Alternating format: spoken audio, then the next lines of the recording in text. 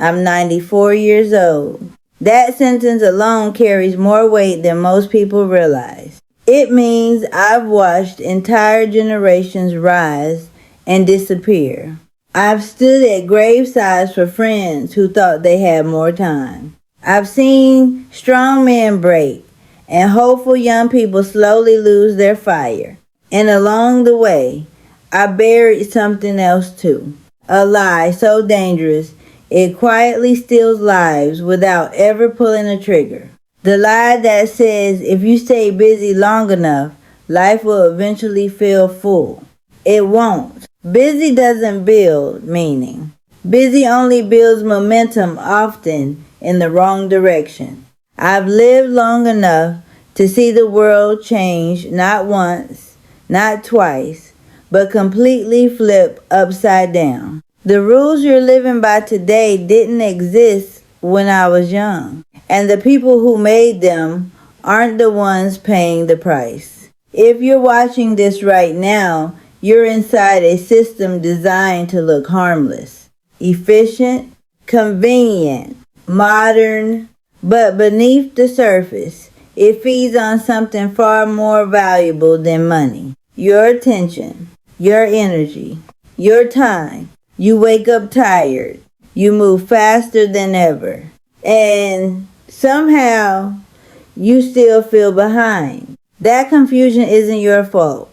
This system keeps you busy enough to survive, but empty enough to keep chasing. It distracts you just enough to stop you from asking the most dangerous question of all.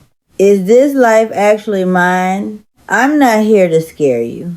I'm here because at 94, I have nothing left to sell, nothing to gain, and nothing to protect except the truth. And if there's one thing I've learned from outliving almost everyone I knew, it's that by the time people realize they've been running in the wrong direction, time is the one thing they can never get back.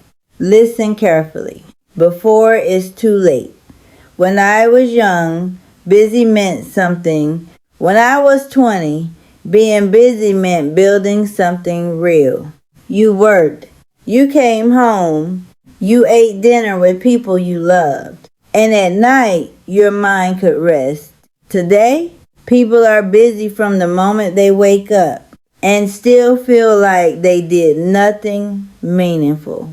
You wake up tired, scroll your phone, rush to work, answer messages that don't matter, chase deadlines that move every time you get close, and somehow you're always behind. That's not an accident. The system doesn't want you rested. Listen carefully. A rested person is dangerous. A calm person asks questions. A fulfilled person doesn't buy things they don't need. A person with time thinks. So the modern system does something very clever. It keeps you busy, distracted, overstimulated, and anxious. Not miserable enough to quit, but never peaceful enough to wake up. You're not lazy. You're not broken. You're overloaded by design. They sold you convenience and took your life. They told you everything would be easier. Faster food, faster communication, faster success. But tell me this, why are people more tired than ever? Why is anxiety normal now? Why does silence feel uncomfortable? Because convenience didn't free you. It removed the pauses where life used to live. No waiting, no boredom, no stillness. And without stillness, you never hear your own thoughts. Busy is the new prison. At 94, I can tell you this with certainty. The most dangerous word of this century is busy. Busy people don't rebel. Busy people don't reflect. Busy people don't change direction. They just keep running. Even when the road leads nowhere. You check your calendar, your notifications, your bank balance. But when was the last time you checked your soul? They keep you chasing the wrong finish line. When I was young, success meant freedom. Now success means being reachable at all times. You're praised for working late, for answering emails instantly, for sacrificing your health temporarily. Temporary becomes permanent. And one day, you wake up older than you expected, with money you barely enjoyed, and relationships you forgot to protect. I've seen this ending too many times. You're not meant to be on all the time. Your mind was never designed for endless input. Not the news, not the outrage, not the comparison. Every notification steals a small piece of your attention. Every scroll chips away at your patience. And slowly, you forget how to be present. Presence is power. And power is what this system can't afford you to have. What I learned too late. If I could sit across from my younger self, I wouldn't talk about money first.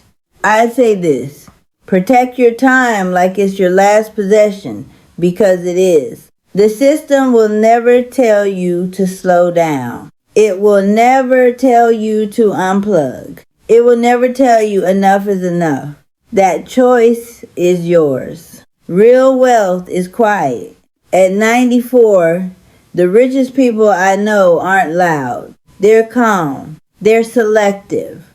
They're hard to distract. They say no without guilt. They sleep well. They don't chase every opportunity. They chose depth over speed, and that choice saved them. If you're young, hear this clearly. Don't wait until your body forces you to rest. Don't wait until burnout becomes illness. Don't wait until someday becomes too late. The system will take everything you don't defend. Your attention, your energy, your peace, and it will call it normal. One final truth from a 94-year-old: life doesn't pass you by because you're slow. It passes you by because you're distracted. I've watched people run their entire lives without ever asking where they were going. They stayed busy. They stayed reachable. They stayed productive. And somehow they missed their own lives. Distraction is quieter than disaster. It doesn't crash into you. It slowly pulls you away minute by minute, day by day, until years are gone and you don't remember choosing that path. The world will always demand more of you. More attention, more speed, more availability. But your life doesn't grow by addition. It grows by subtraction. Turn down the noise, not because the world is loud, but because your mind deserves peace. Choose fewer things, not because you can't handle more, but because depth beats volume every time. Protect your mornings, because how you begin shapes everything that follows. Protect your evenings, because rest is not a reward, it's a requirement. Be unreachable sometimes, not to escape responsibility, but to remember who you are when no one is pulling on you. That's not weakness. That's discipline. That's wisdom earned the hard way. I'm 94 now. I don't remember most of the deadlines. I don't remember the arguments that felt urgent. I don't remember the rush, but I remember quiet moments, conversations that didn't need phone, mornings that belonged to me, evenings that felt complete. Here's the truth: no system will ever tell you. It doesn't remember you. It replaces you.